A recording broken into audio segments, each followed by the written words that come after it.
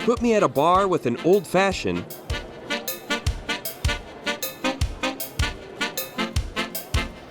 and some appetizers, and I'm pretty much all set. That is, unless you offer me a tour of the distillery, and that's what I got during my visit to Everwild Spirits alongside President Rick Lynch.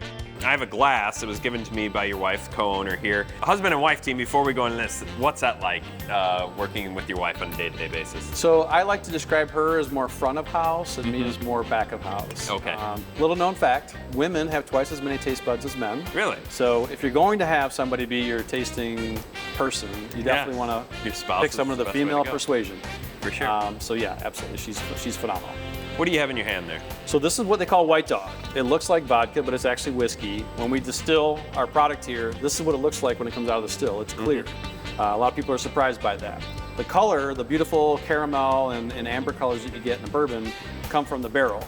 So our barrels that we use here, and we got an example here in front of us, these are made in Ohio with Ohio-grown white oak. We specifically request from our cooperage to make Ohio oak-only barrels, as they do for us. Speyside Bourbon Cooperage down in Jackson, Ohio. But that barrel is going to impact both the color and the flavor. About 70% of the flavor comes from the barrel and all of the color. And what do we have in here right now? So this is our wheated bourbon mash bill. Okay. This is aged a little over 5 years. This is what we call a honey barrel. It's just phenomenal bourbon that's so good you can drink it right out of the barrel. Don't need to filter it, no water, no anything. And we're going to do that, I think. You want to give it a shot? Hence the glass in my hand Absolutely. here? So I'm going to give you this. This is our Whiskey You Thief. want to trade me? Yep. Okay. So the Whiskey Thief is just like a big straw. If you put your fingers through that and dip it down in there, put your thumb over that hole and actually kind of tap your thumb a little bit on there, and that'll help kind of create that vacuum and draw it up. Just lift it up, and just like you were, pulling water out of your water glass, you can drop that in there and let some out. Oh, that's a healthy pour I got. And you can set it right back in there; it won't fall through. Awesome. So this in the barrel is about 118 proof. Excellent as a straight sipper, right out of the barrel. When you have a honey barrel, people will describe it as being not as hot as it tastes. So even though that 118 proof is very strong, bourbon aficionados, people that really know the bourbon will say, wow, that doesn't taste like 118, it tastes like 100 or 95. So you'll feel a little bit of that Kentucky hug. Yep, I feel that there. It's strong, but nice. It's warm. It's really, really nice. This is part of the tours? Do you do stuff like this? Yes, so when we do tours, a group will come in here, we'll describe our whole distillation process. At the end of the tour, they can sample the White Dog, and they can also sample from the barrel, and that really helps give them a perspective on start to finish what's happening over that 4 to 5 year aging process. Then you put maybe a little bit of water in there, open it up. And Definitely. Free it up a little bit. Yeah. It's not necessarily the way you necessarily want to drink it all the time. Sure. A couple drops of water goes a long way. This is great, a little though. bit of ice. Yeah.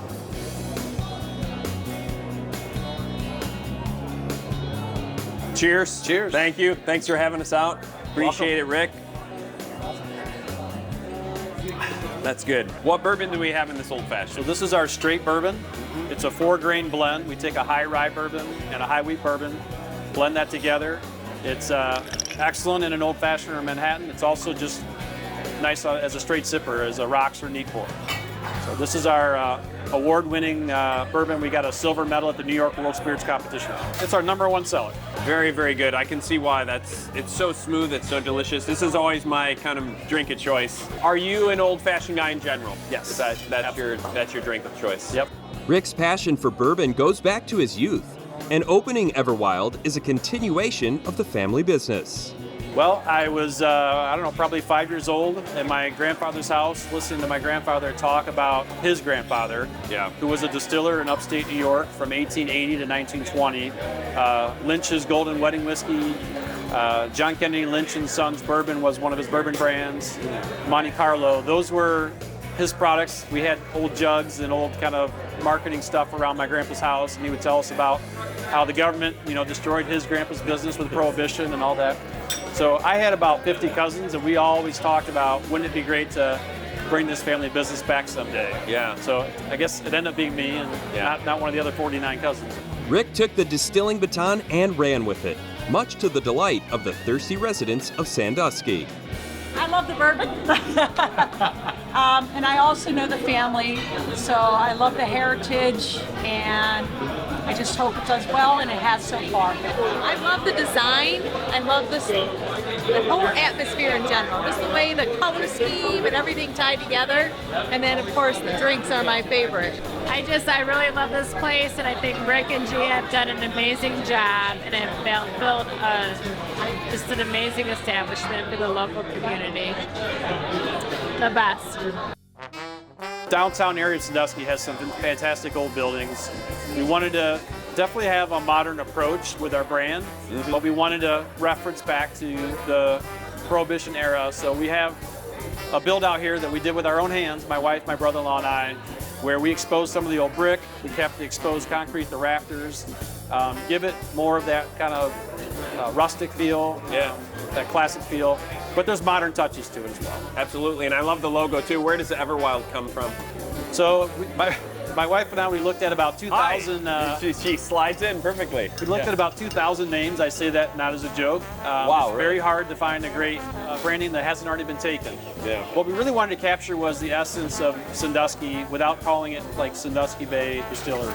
So Sandusky's a vacation town. It's a place where people come to get away for a week from their daily grind. So Everwild really represents that sense of escapism and vacation experience that you have in this town without being too little. And you guys are a restaurant now. I guess I say now, but like, did you start with food, or is this a new addition that you have? Yeah, so when we opened last July, we opened as both our distillery as a manufacturing business and the restaurant simultaneously. So we want this to be an experience. There are many distillers out there that you can see their bottle on the shelf, but there's not a place to visit.